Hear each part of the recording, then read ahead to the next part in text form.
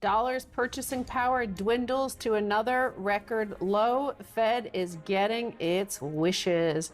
So the latest data shows that durable goods inflation is at 3.3%, food inflation is at 3.4%, and the consumer price index rose 1.7% in February from a year earlier, the fastest year-over-year increase in 12 months. Right, and the government is claiming that in 2020, the inflation rate was approximately 1.6%, and they are estimating that for 2021, the official rate of inflation will be about 2.25%. Now, if we were to look at the way inflation was calculated just 20 years ago, without a lot of the what are called hedonic adjustments, what we find is that the actual rate of inflation is over 9%.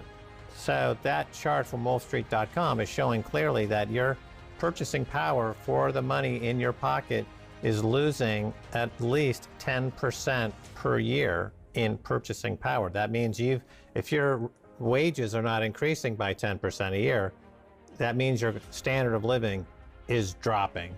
And what we have in the United States certainly is a struggle to bring in quote unquote minimum wage to create livable wages. Clearly those wages are not expanding, so that quality of life in America in aggregate, because of the money printing, which reduces purchasing power, is causing the standard of living in America to go down. That is irrefutable, and anyone who debates that is not looking at these very succinct and clear numbers. Here is the chart: purchasing power of consumer dollar, index value, not seasonally adjusted. So you see it from 2007, declining as, of course, since you see the big dip at first when the financial crisis, the great financial crisis started, and money printing started to kick in. They slowed it down for a moment, but as you see, the decline in your purchasing power continues. The value of your labor continues to drop, essentially. What you can buy with your labor drops. Yeah, right. What you can buy for your labor drops, right? So that 15% income increase that you just mentioned is distributed in unequally, let's call it, so that you've got this multiplying effect on the asset side of the ledger. So for housing, for example, it's going up by considerably more. But probably the best mind who's looked at this is Michael Saylor of MicroStrategy, who points out quite clearly that if you look at an inclusive aggregate of everything in the economy that's the average person is going to encounter, including healthcare, housing, education, food, energy, right down the list, the actual loss of purchasing power or inflation per year right now is between 15 and 20%, which would map the amount of money supply per year now that's being pumped up into the system. So no labor is going to keep up with that, and only people who are speculating in the asset market have any attempt to keep up with that.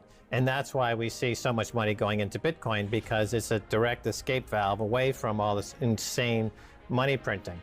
But the actual experience of day-to-day prices now, it's no longer easy to hide the fact that food and energy and housing are starting to meaningfully impact everybody in America who's not of, let's say, the 100 million and above class, where they've got a hedge in terms of assets. So that would include 99.8% of the population. Comparing Bitcoin to gold over the last 12 months, gold is now at 0%. It's fallen back to where it was at the beginning of the pandemic, beginning of 4 trillion printed by the government last year, 1.9 trillion printed today. So that's $6 trillion that's been printed in those 12 months. 6 trillion. The market cap of gold is only 8 to 9 trillion. So it's printed all of that and nothing, it hasn't moved. Bitcoin is up 574%. Probably about in line with money supply growth. Right, well, it proves, again, that the price of gold does not enjoy free price discovery, whereas Bitcoin does. So Bitcoin is proving what many have said for years, going all the way back to the Gold Antitrust Action Committee when we first started talking about them 18 years ago. The price of gold is manipulated. it doesn't have true price discovery. And Bitcoin does, and Bitcoin is showing you what the money printing is doing. Now, when you have assets on your books and all the money printing is allowing those assets to go up in price, is that good? I mean, you can't take your house down to the grocery store and eat it, right? It's good because you can borrow against it. Yes.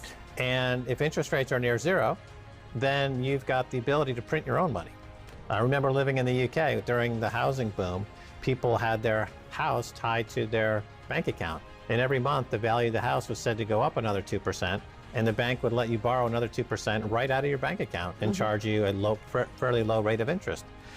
And so interest rates have created a divide and really the grounds for a new civil war, I think, because those who are allowed to get those 0% interest rates get them through political favoritism, not through merit.